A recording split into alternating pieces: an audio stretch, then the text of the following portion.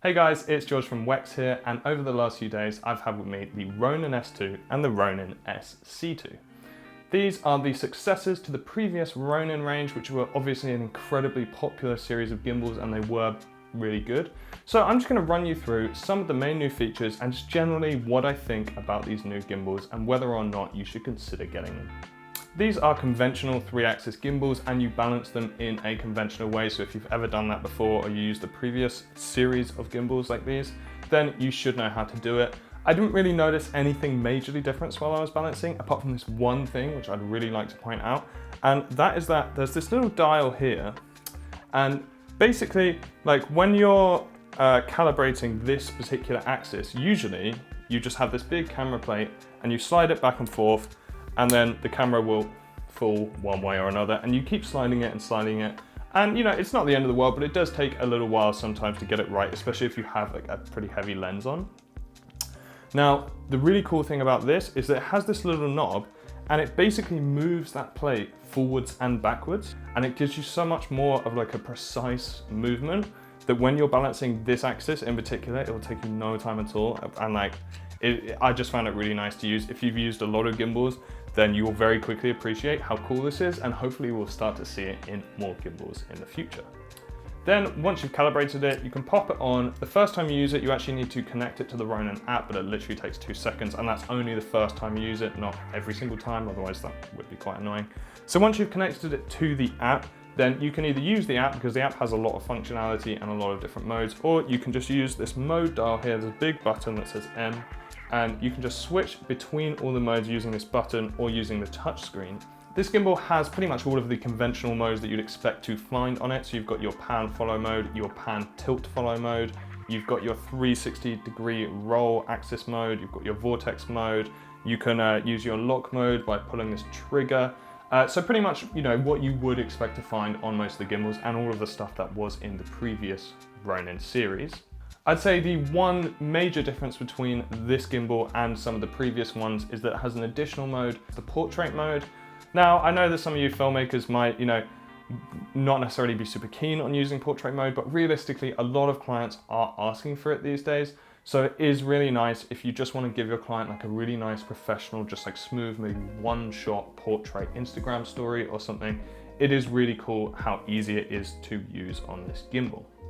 But what have they actually done to increase the stabilization in these gimbals from the previous series?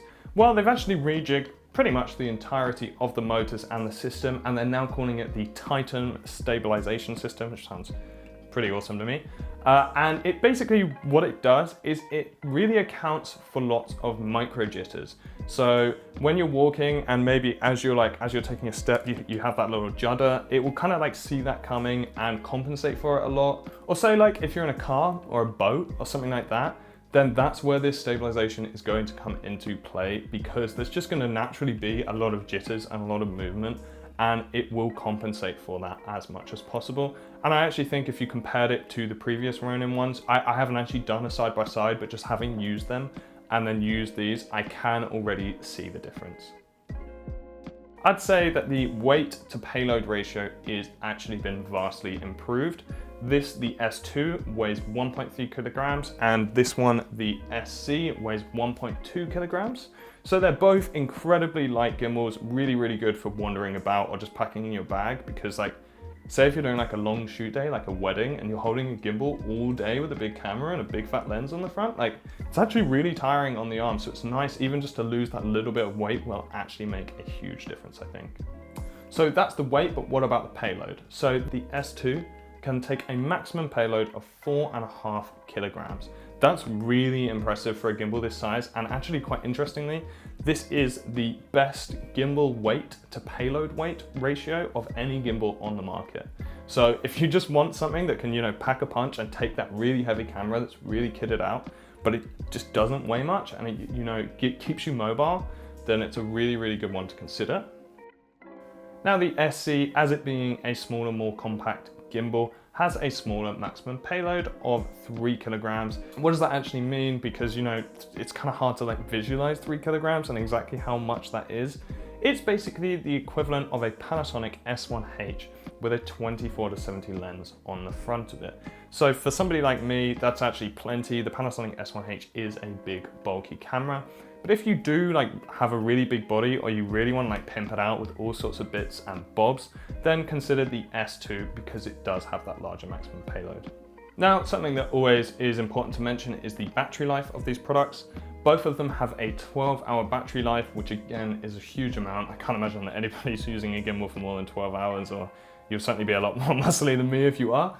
But the really cool thing about this battery life is not only that they're 12 hours, but that there's this speed charge which you can use the handle for. And when you use this speed charge, you can charge your gimbal in 15 minutes to give it a 2-hour battery life.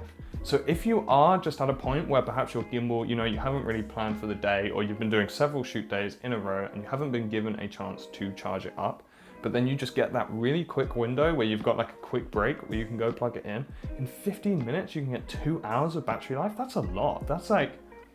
I was really, really impressed by that. Now, there's this mode called briefcase mode, which I thought was really cool. It's not just for like if you're feeling extra businessy.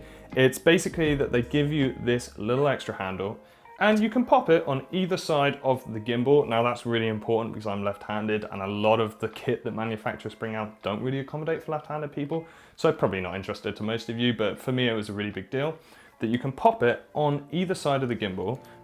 And now I've put it into briefcase mode, and you can see the difference is that you've got this third arm here, but you also move the splitter, the leg splitter around here, and it actually gives you like a really, really firm grip on it. And you can imagine that then if I'm doing low down shots, it makes it so much easier to get those efficiently. But the thing I was actually quite surprised about with this mode was that actually once I put it in, even when I was getting normal shots, I was using it and really liking it because I don't know, it just feels really nice in your hand rather than having like both of the points of grip be here. Having them be like kind of staggered and right next to each other was really beneficial for me. And it actually meant that I was often using the gimbal one-handed once I put it in this mode. So I can put it in this mode and you can almost like lock it in. So like say if I was getting a walking shot, you could like lock it into your like armpit here, or just do so much stuff with it, or kind of like hold it like that and then get like low down shots. Like, it's really, really cool that they attached this third arm because often when I used gimbals before, I would actually have my own arm that I attach to like the bottom of the gimbal where it goes in here, because I find them really useful and I really like getting those like walking low down gimbal shots. But having it included in the box is awesome, and I really think like it seems like a small thing, but once you get it and you realize how beneficial this is, it's the sort of thing I can see people using all the time. So the S2 is generally the superior gimbal. It has a better maximum payload, you have the additional arm, and I just actually think in general it was a little bit smoother.